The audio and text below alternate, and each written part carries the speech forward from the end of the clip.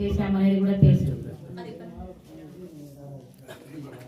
ఎందుకంటే సారు హయాంలో సార్కి మంచి ఆలోచన సరిపోను లేదు. అప్పుడు సరిపోను లేకనే శేఖర్ని వాలంటీర్గా తీసుకోవడం జరిగింది, జ్యోతిని వాలంటీర్గా తీసుకోవడం జరిగింది, సుధాకర్ని వాలంటీర్గా తీసుకోవడం జరిగింది. ఆ విధంగా మీ అందరికీ కూడా ఈ చదువు చెప్పేయడానికి అందరినీ సుధాకర్ని కూడా, ఎందుకనంటే చక్కగా అందరితో కూడా పని చేయించేది, చెప్పించేది, క్లాసులు అనేవి చక్కగా చేయించడం అనేది జరిగింది. బిల్లులు అనేవి కూడా ఇక్కడి నుంచి నేను చాలా నేర్చుకున్నా. ఇక్కడి నుంచి ఏంటంటే నేను బిల్లులు చేయడం అనేది ఇక్కడ పని నేర్చుకొని తర్వాత నాకు బయటికి పోయిన తర్వాత ఇప్పుడు యాజ్ ఏ జిహెచ్ఎంగా డిపిహెచ్ఎస్ పిల్లల బడిలో జిహెచ్ఎంగా చేస్తున్నా. ఇప్పుడు ఇంకా నేను రిటైర్ కాలేదు, ఈ ఆగస్టులో రిటైర్ కాలేదు. నా సర్వీస్ కూడా 1984లో అపాయింట్మెంట్, నా సర్వీస్ కంప్లీట్ అయింది. 42 years గవర్నమెంట్ సర్వీస్. దాదాపు మీ అందరికి కూడా దాదాపు తెలుసు.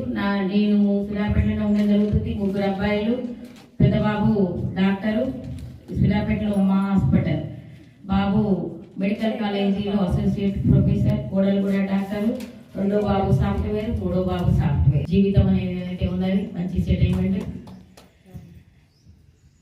మా వంతుగా మేమైతే చక్కగా మీ అందరికీ 1995 to 2002 అయితే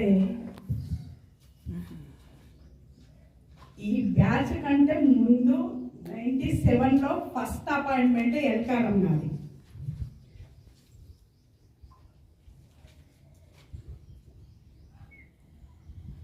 అయితే అప్పుడు ఎవరు కూడా లేడీస్ ఇక్కడికి రావడానికి ఎవరు మనస్కరించలేరు. అయితే ఫస్ట్ అపాయింట్మెంట్ ఎల్కారం తీసుకోండి అని అంటే నాకేం తెలియదు అప్పుడు. అయితే ఎల్కారం తీసుకొని ఫస్ట్ అపాయింట్మెంట్ ఇక్కడనే తీసుకొని వచ్చేసాను. అయితే ఈ పూర్వ విద్యార్థుల సమ్మేళనము ఏర్పాటు చేసినటువంటి విద్యార్థులందరికీ కూడా ముందుగా నా నమస్కారాలు, ధన్యవాదాలు తెలుసుకుంటూ, ముందుగా స్టేజ్ని అలంకరించి ఈ కార్యక్రమానికి ఇక్కడికి వెల్కారం ఇచ్చేసినటువంటి ఈ కార్యక్రమానికి ఇచ్చేసినటువంటి పెద్దలు, గౌరవనీయులు, నాతోటి ఉపాధ్యాయులు Rangayya sir, Krishnareddy sir, Govardhan Reddy sir, నేను స్టాఫ్ ఉండేది. అప్పుడు 400 మెంబర్స్ స్టూడెంట్స్ ఉండేది. 5 స్టాఫ్, 400 మెంబర్స్ స్టూడెంట్స్ ఉండేది. అసలు ఎవరు వచ్చినా కూడా ఏ సార్ అయినా కూడా ఫస్ట్ క్లాస్లో తీసుకోమనేది. ఫస్ట్ పీరియడ్ ఫస్ట్ క్లాస్లో 120 మెంబర్స్ ఉండేది పిల్లలు. 135 మెంబర్స్ ఉండేది. కరెక్ట్గా 120 మెంబర్స్ ఖచ్చితంగా వచ్చేది. అయితే వాళ్ళందరికీ దిద్ద పెట్టించేసరికి 2 పీరియడ్స్ అయిపోయేది. అట్లా స్పీడ్గా పెట్టిస్తేనే 2 పీరియడ్స్ కూడా ఇంకా 2-3 ఉండేది. ఆ 2-3 కూడా ఇంటర్వెల్ అయినా కూడా సార్లు టీ చేసేది. నాకు, నేను ఒక లేడీ టీచర్ అయినప్పటికీ కూడా నన్ను ఏం చేయనియకపోయేది. క్లాస్ మాత్రమే తీసుకోమని టీ రెడీగా చేసి పిలిచేదన్నమాట. సార్ ఇంకా 4 ఉన్నారు సార్, దిద్ద పెట్టించిన తర్వాత వస్తా సార్ అంటే, వదిలేయమ్మా, వదిలేసి రండి టీ తాగుతూ రండి అని పిలిచేది రంగయ్య సార్. అయితే ఆ విధంగా నేను ఈ యొక్క ఎల్కారం స్కూల్ను చాలా అసలు నా లైఫ్లో నేను ఎప్పుడు కూడా మర్చిపోను.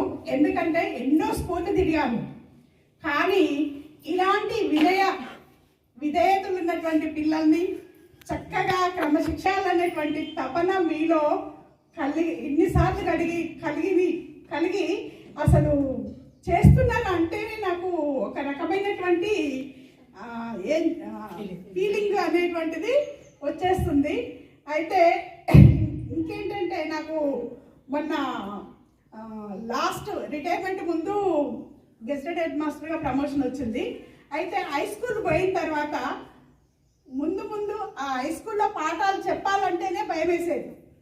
ఎందుకంటే పెద్ద పిల్లలు ఉంటారు కదా, వాళ్ళ యొక్క బిహేవియర్, వాళ్ళ యొక్క అంతా చూసిన తర్వాత అబ్బా ముందు టీచర్గా చేయగలుగుతామా మేము అనేటువంటి అలాంటి ఫీలింగ్ వచ్చేసింది అనమాట. అయితే ఎప్పుడు కూడా గతం చెప్పినటువంటి పాఠాలు ఇంకా అందరినీ గుర్తు చేసుకుంటే ఎల్కారమే ది బెస్ట్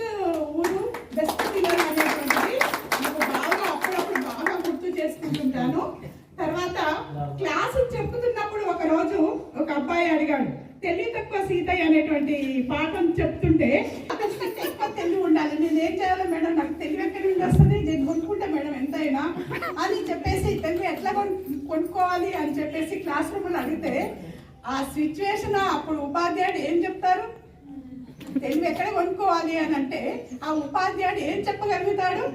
అలాంటి పిల్లలు ఉన్నటువంటి ఈ స్కూల్ను నేను ఎప్పటికీ కూడా మర్చిపోలేను. ఇంకా ఏంటంటే శ్రీదేవి మేడం వచ్చిన తర్వాత నాకు లేడీ టీచరు దొరికి నన్ను అన్ని రకాలుగా సహాయ సహకారాలు అందించుకుంటూ నాకు ఒక తోబుట్టులాగా అన్నీ, నాకు ఏది తెలియకపోయినా కూడా అన్నీ చెప్పుకుంటూ తను వెంట తీసుకెళ్ళడము, కొన్ని విషయాలు చెప్పడము అలా